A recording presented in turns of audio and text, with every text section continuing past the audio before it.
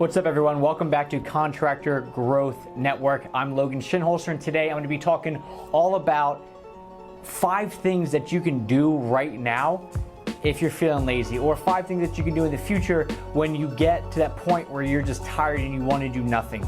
So stick with it, and I'll walk you through each one of the 5 steps. They're all extremely tangible, all simple to do. You just got to do them. Let's get started.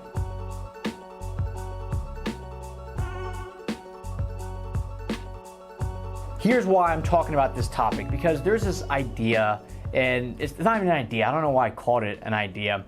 There is this very, very real thing called burnout. I think I did a YouTube video all about it, or talked all about it, but pretty much it happens, especially when you're a small business owner and you're the only one, right? Solopreneurs are make up it's something stupid like 80-90% of small businesses out there, and it's extremely lonely, right? That's why you're probably listening to this podcast right now, because you're just sitting there in your truck, you're driving around somewhere, you're by yourself. And it's unfortunate because you want someone else there with you. You want to have a partner. You want to have a buddy to kind of talk with, but unfortunately that's not always the case. And when you're lonely, loneliness breeds laziness is like the best way to say it, right? Here's what I mean. Think about it, you're at the gym, all right? You're at the gym, you do a bunch of, you work out on your own. Scale of 1 to 10, how hard did you push it, right? Like, there's only a certain level that you can push yourself when you're not in a group setting. If you've ever done a group class before, you push yourself. There's other people all around you. You're doing all the stuff that you should be doing. But I mean, just from my own perspective, the amount of times that I've set out to go run 5 miles, and I get 3 miles in and I'm like, this sucks. I'm gonna go home. Or, you set out for 5 miles, then you get 1.5 miles in, and then you go, well, let me walk the next half. So whatever it is, it's just so easy to really get tired and distracted and not want to do the stuff that you want to do. So I'm gonna walk you through 5 things that I do when it comes time to doing the stuff that I know I should be doing, that once I get it done, I'll feel way happier. But at the time, I'm just tired, right? I'm lazy. I don't want to do it. It's natural. But here's the 5 things that I do to get over that hump, to get it done, so I know I'll go to bed and I'm like, all right, thank God I got that thing done. All right. So the very first thing that I'm going to do is I record a video about something that I really like to talk about. And here's why. There's about 5 or 6 things that I think every single person in the world can just talk about all day long. What is it in your world? Think about that. For me, I really like when I first started this business of marketing and advertising, I liked it, but I really like the business side of things. But the more that I get into it, the more that I see how cool this stuff is. Meaning, think of the game of sales, which for a lot of people is fun. For me, I absolutely love the game of sales. And that's what marketing really is it's this game of selling online. Well, I could talk about the different aspects of that all day long. You want to talk about a buyer's process, meaning at what stage are people buying? How do you get somebody to buy? Things like that. I can talk about that all the time. I can also talk about just mindset of running a business. So pretty much there's several different things that in each one of those topics that I can just rattle off at any time. If I wake up in the morning and I'm exhausted, and my girlfriend, she rolled over and she was like, hey, Logan, tell me about the buyer's process. Boom. 20 minutes later, I'm not even halfway done. So think about those topics that you absolutely love and record a video about that, because content is everything. You're building trust, you're building value, and when you do this via video form, it goes a lot further. And when you're tired, the last thing you want to do is sit there and record a video about something you don't care about. But if it's something that you can talk about all the time, and it could even be something that's irrelevant to your industry. Let's say you're a home builder, right? And you love talking about your family. Shoot a video all about how your business translates into your family. Because there's somebody out there, a prospect, who is very family oriented as well, that because you talked about that, you just struck a chord with them and it helps. So think of just write down those topics that no matter what situation you're in, whether you're exhausted, you're drunk, you're just got done with a workout and you're tired, you can always pop off a conversation about it and it's almost more of a rant. Record a video on that, because then you can take that, post it online, and to you, it doesn't really feel like work. It just feels like you just talked about your favorite topic and you're done. So that's the very first thing that I like to do, is I just talk about my favorite topic. All right. Now, the second thing that I like to do is I like to call one of my favorite customers.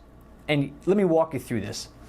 When you're a business owner, and especially in the contracting world, you're supposed to be macho, right? Like, you're supposed to have this bravado that you've got everything under control, you're this, you're that. But in reality, again, there's a lot of very lonely people out there, and this stuff is tough, right? But everybody perceives you, or not even really, but you perceive yourself as, I have to put on this facade that everything's okay. I think it's like the top 2 universities out there that have like the highest suicide rate is like Harvard and Princeton, right? Not to go super morbid, but those are the schools, when you look at these kids, you think, man, they're so smart. They've got their stuff together. They're on the right path. Why are they so upset? But you realize that they kind of take that role on themselves. Hey, look, I'm at Harvard. Hey, look, I'm at Princeton. I'm at Yale.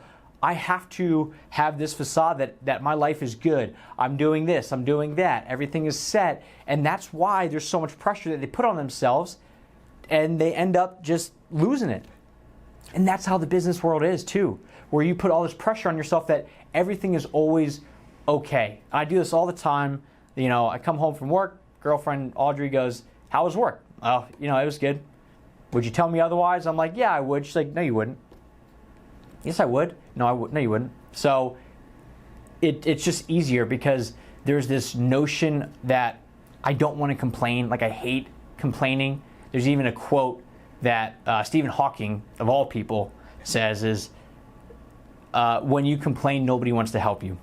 It's totally true, right? If all you do is complain, nobody wants to help you, but sometimes you just need to have like a bit of a boost, and sometimes complaining to somebody or venting to somebody really helps, but sometimes you can't do that. Who are you going to complain to?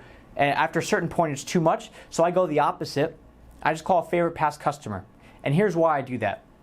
I call them up, and all I do is check in. Hey, how's everything going? Talk to me about business. It does 2 things. One, it reminds me why they hired me and why they like me and why we have a good relationship together. Because it's easy, it's fun, we banter, we joke about life, we joke about business, that kind of stuff, and it always puts me in a good mood. But on the flip side, here's what it's also doing, is it's building a stronger relationship between the two of us. Because if something needs to happen in their world as far as marketing goes, I'm already on the phone with them. That's a good in. And second, the more that I strengthen the relationship with them, the more of an evangelist they're going to be for the business.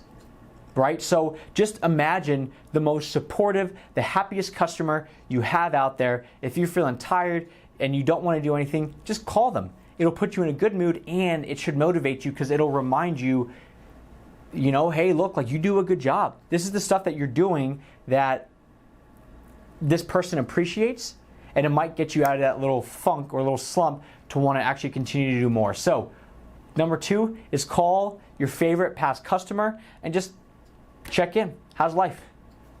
There you go. Number 3, this is kind of a tougher one to do.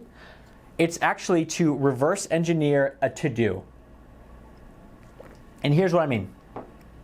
You probably have a list of all these things that need to get done. Some of them you're super excited for. Some of them you're dreading, right? Let's say reconciling your books. I don't know how many people get totally stoked to reconcile their books, right? But it has to get done. What are you going to do if your books are off, right? What if, your QuickBooks says that you made, 50 grand in profit, but your bank account only shows that you have 20 grand in there? That's a big issue, and it has to get done, but nobody's like, oh, tomorrow is going to be the day, cannot freaking wait, going to reconcile these books. It just doesn't happen. So that is when, if you reverse engineer the process, it doesn't make it seem so daunting.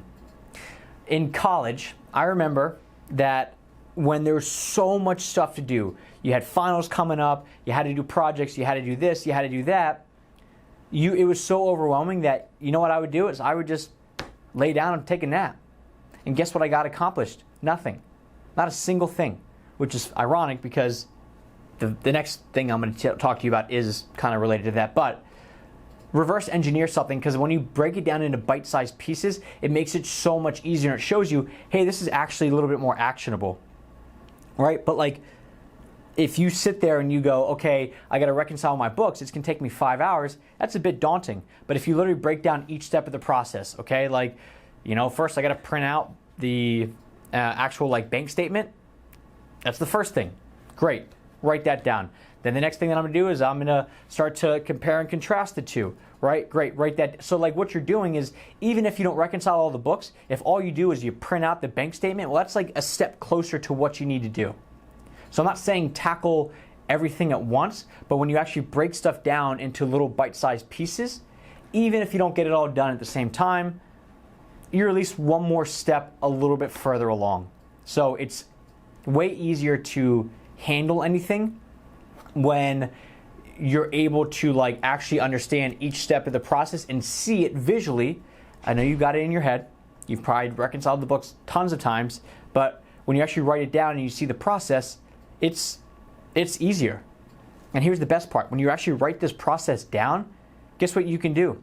You can hand this process off to somebody and outsource it. Crazy, right?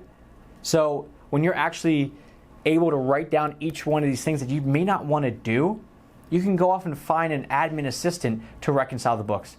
Yes, you should be having a bookkeeper or an accountant do this stuff, but if you can't afford it or you don't want to pay somebody to do it or whatever that is, if you write these processes down of all the stuff you don't want to do, find somebody to do them for you, right? Because it's going to be a weight off your shoulders. It's going to cost you a little bit of money, but think about all the time that you're spending doing these things that you really don't want to do when you're feeling lazy, and replace that with something that you do want to do. It's going to make it way easier. All right, so reverse engineer everything and just write the stuff down. Number 4, kind of going off that nap, take a break, drink a coffee, okay? This is one of the easiest things to do. And this is, you've probably heard about it, but like Google, Facebook, all these West Coast internet tech companies, they have like these sleep pods. I think Japan even has it where it's like, if they see you sleeping at your desk, they assume that it's because you're working so hard that you just worked yourself into a slumber. So that's very real. I know for me, it's tough, especially if I'm in the middle of a workday, to take a nap, because what generally happens is once I take a nap, I can't do that 20-minute power nap. I wish I could, I can't. And I know myself, because when I sit down or lay down to take a nap, I'm out for 3 hours. And then at that point, imagine taking a nap from noon until 3 and then waking up and doing more work. Like I can't do it. So if you're able to, power naps are big. Get out, let's say, or if you work in an office, go take a lap. Like if it's on a Saturday and you're just doing paperwork all day, go on a walk, take a break, go get coffee. Something that just kind of breaks up your day. It's simple, it's quick. I've even been reading, like I read in this book, talks about like the different sleep cycles that some people have, right? And like the most common one is you probably have it is you just sleep most, through the night. You get 8 hours in the night, right? Then the next type of sleep cycle is you get like 6 hours in the night, but you take like a 30-minute nap or a 20-minute nap in the daytime. Then the next one, something like you take you sleep 4 hours each night, but then you take 2 30-minute naps during the daytime. And then the last one, something like every 3 hours you take like a half an hour nap or something like that. So it all equates to, relatively similar amounts of time where it's, you're going to get anywhere between like 5 and 8 hours of sleep, but it's just when you break that up, and it's kind of tough to run a business if you're sleeping every, for a half an hour every 3 hours or whatever that amount is. But by taking these little breaks can really help. I know what a lot of people say is if you are going to take one of these naps, drink a cup of coffee beforehand, lay down for 20 minutes, and then by the time that you are waking up from your nap, you're good. Like you've got caffeine in you. The caffeine is waking you up, so it's one, a more natural time to wake up, but also two, it's just like you're more ready to go. You don't feel sluggish. So taking a break, taking a lap is totally good to go. Just make sure you're taking these periodically and both just spread out throughout the day, throughout the week, but also throughout the year. Like I had another video that talked all about having little vacation days or vacation time where you just need to reset, okay? Because if you just continue to work yourself over and over and over, it's not gonna do anybody any good. So take these little breaks throughout the day. And very last but not least is a concept called 5, 4, 3, 2, 1. What this is, you just, after 5 seconds, if there's something that you don't want to do, your brain will start to talk yourself out of it. So if you 5, 4, 3, 2, 1, and that just means just count 5, 4, 3, 2, 1, let's go. And that's kind of like, I used to do this actually back in college and back when I was single. You see a girl at the bar, and I'd be like, well, you know, and you start to play those reasons in your head of, well, I'm going to walk up, I'm going to say this, she's going to say that, I'm going to say this, she's going to say that, I'm going to say this, and it's going to get nowhere. But if you just sit there and it's almost, I used to just say like, it's kind of like the hold my beer or like, F it, let's just go. When you 5, 4, 3, 2, 1, it makes you go up and talk to that person at the bar, because once you start to move over there, there's no going back. But if you sit there and play all these mind games about why you don't want to do something or what the outcome is going to be and how it's not favorable, you're going to be SOL. So if you don't want to call back that problem customer, right? If you just go, all right, let me just call them back. 5, 4, 3, 2, 1, hit send. And you're already calling. What do you do? Let it ring twice and then hang up? Count to 5 backwards and just do that one task. If you wait longer, if you go, all right, I'm going to do this in 10 seconds, you're not going to do it, because by second 6, you're already starting to talk yourself out of it. So make sure that it's 5 seconds, it's quick, it's kind of like that hold my beer type moment, you know, and then you call them up. All right, so those are the 5 things that I either love to do to get back on track or know other people that do them that work. So going back over that, number 1, just pick that favorite topic of video to talk about. I would totally suggest writing this stuff down, because if you're ever like, what was that topic again? Like, I know as soon as I start talking about it, I can go off. You know, you'll have it right there. Shoot the videos for it, put it up online, get it out there for the quote unquote like prospect ecosystem to see. It's way easier. All right. 2 is going to be call your favorite customers, all right, or call a favorite customer and just talk to them, reconnect, chat about life, you know, have fun. Like, that's really what it's all about. And it's going to remind you why you're in this business. And it's going to reinvigorate you and go from there. Number 3 is going to be reverse engineer those to-dos. Reverse engineer the to-dos. Just pick a couple things that you don't want to do, or pick one thing that you don't want to do, and just talk about the entire process. So that way you know you can break it all down. And even if it doesn't get done that exact day, you can just kind of start inching your way towards it, or outsource it. Hire somebody else to do it. And that's one more thing off your plate. Super easy, right? 4 is going to be take a break, get some coffee, do whatever it is to reset mentally. Stretching is also big. Like, a lot of people carry stress in their hips.